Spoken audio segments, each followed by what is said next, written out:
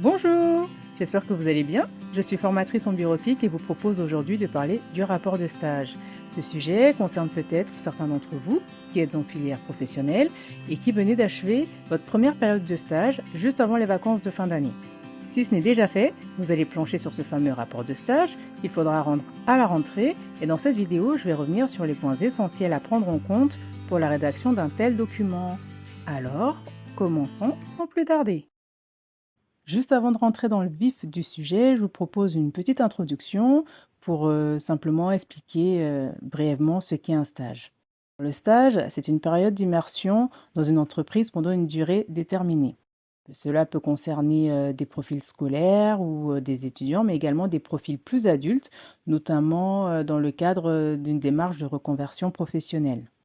Quand on est scolaire ou étudiant, il s'agit très souvent d'une période obligatoire qui s'inscrit dans le cycle de formation en fait que ces profils suivent. Les lycéens en bac professionnel, par exemple, ont des périodes de stage bien déterminées qu'ils doivent effectuer dans une entreprise dont le cœur de l'activité correspond au métier auquel ils se forment à l'école.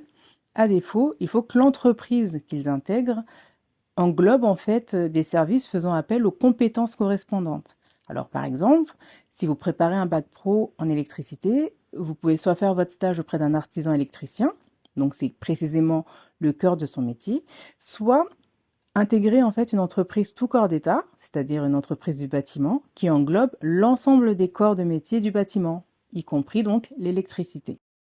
Le stage permet notamment de mettre en pratique ce qui a été appris en cours, mais également de découvrir le monde du travail. Parce que vous évoluerez en fait dans le même environnement que les employés. Vous aurez plus ou moins les mêmes horaires de travail.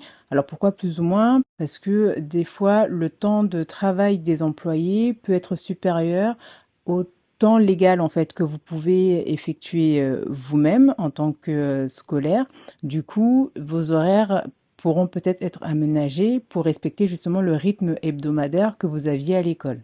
À la fin du stage, vous êtes amené à rédiger un rapport de stage pour faire en fait le bilan sur votre période passée en entreprise. Ce rapport de stage peut être intéressant parce que ça peut vous permettre d'avoir une vision plus claire du métier.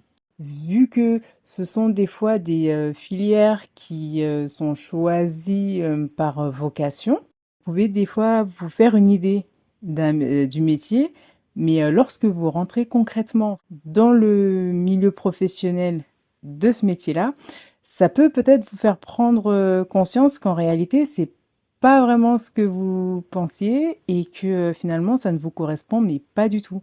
Les missions peuvent être très éloignées de l'image que vous aviez du métier. Après, ça vous permet également de passer en revue les compétences que vous avez acquises durant votre période de stage. Le fait d'exécuter certaines tâches vous permet de mieux intégrer les notions que vous avez pu voir à l'école. Et ce rapport de stage, en fait, pendant sa rédaction, vous pouvez confirmer ou non l'orientation que vous avez choisie. Ça peut soit vous conforter sur cette filière, soit vous rendre compte que c'est vraiment pas fait pour vous et du coup changer d'orientation.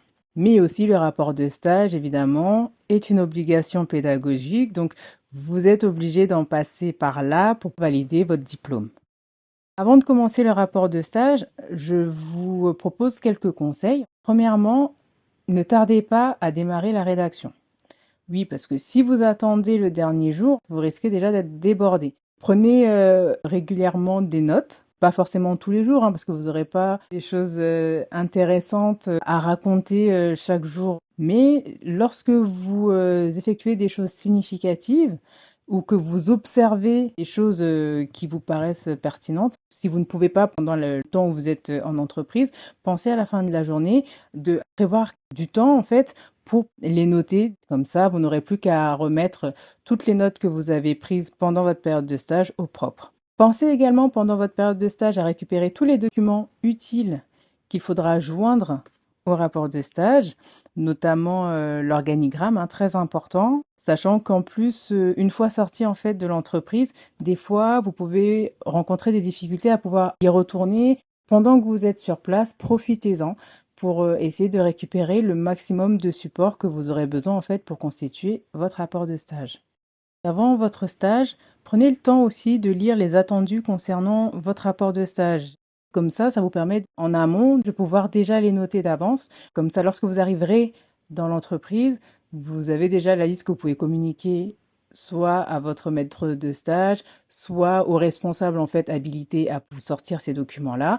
Et comme ça, vous savez que il a le temps pendant la période où vous êtes en stage pour vous les transmettre, pour avoir tout ce qu'il faut lorsque vous partirez en fait de l'entreprise. Avant même de démarrer la rédaction, faites aussi un plan en listant en fait les différentes parties que vous voulez voir apparaître dans votre rapport de stage. Alors par exemple, pour commencer, est-ce que je vais plutôt parler de moi ou de l'entreprise? Est-ce que je me présente et ensuite j'enchaîne avec la présentation de l'entreprise ou je fais l'inverse?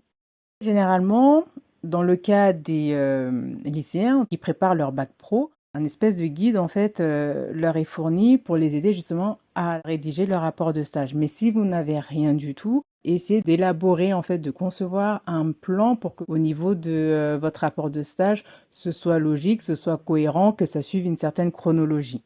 Je vais m'arrêter là pour cette fois. Je publierai très prochainement une seconde vidéo dans laquelle je détaillerai les différentes parties à inclure dans le rapport de stage. Je vous remercie d'être resté jusqu'au bout. Si vous avez des questions ou souhaitez suivre une formation personnalisée, envoyez un mail à l'adresse forme@relaactivité.fr. À bientôt!